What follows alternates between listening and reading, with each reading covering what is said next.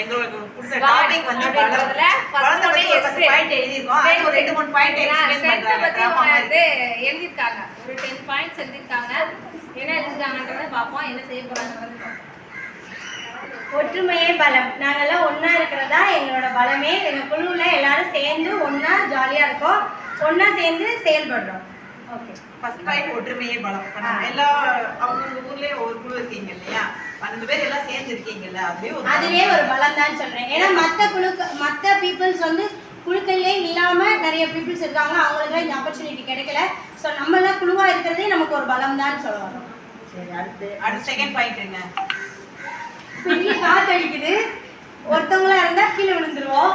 நாங்கெல்லாம் நிறைய பேரா ஒன்னா இருக்கிறதுனால எங்க வீட்டுல ஒரு கஷ்டம்னா குழுல இருந்து எடுத்து செலவு பண்ணுவோம், திருப்பி குழுக்கு கட்டுவோம்.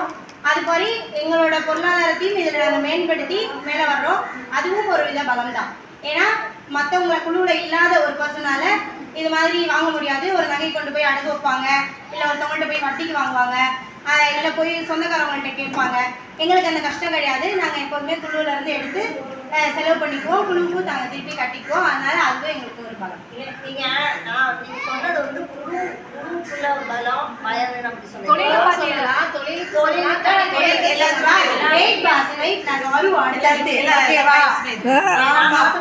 விட்டு காப்பியா? காப்பி காப்பி வித் காப்பி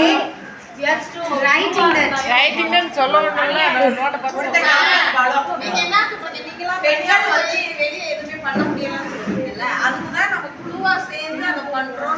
நான் என்ன சொன்னேன்னா நீங்க குழுவா நீங்க டிஸ்கஸ் பண்ணுங்க. ஓகே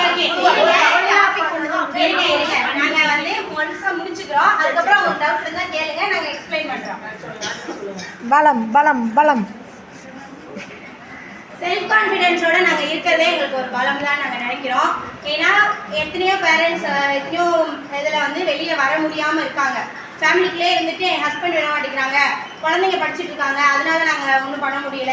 நாங்கள் குழுவில் இருக்கோம், பணம் வாங்குகிறோம், கட்டுறோம், ஆனால் எங்களால் பிஸ்னஸாக அதை மூவ் ஆன் பண்ணி கொண்டுட்டு போக முடியல அப்படின்னு இருக்க பெண்கள் இருக்காங்க. அதையும் மீறி நாங்கள் பிஸ்னஸாக பண்ணிட்டு இருக்கிறதுனால இதுவும் எங்களுக்கு ஒரு செல்ஃப் கான்ஃபிடென்ஸ், இது எங்களுக்கு ஒரு பலம்னு நாங்கள் நினைக்கிறோம். மற்ற பெண்களை விட கான்ஃபிடென்ஸில் இது பலம்னு நாங்கள் நினைக்கிறோம்.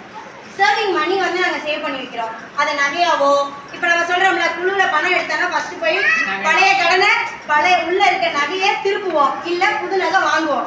அதுவும் ஒன் ஆஃப் த சேவிங். ஏன்னா ஒவ்வொரு வருஷமும் நகையோட விலை ஏறிக்கிட்டே தான் போகுது. அதனால அதை சேவ் பண்ணுறது எங்களுக்கு ஒரு பலம் தான்.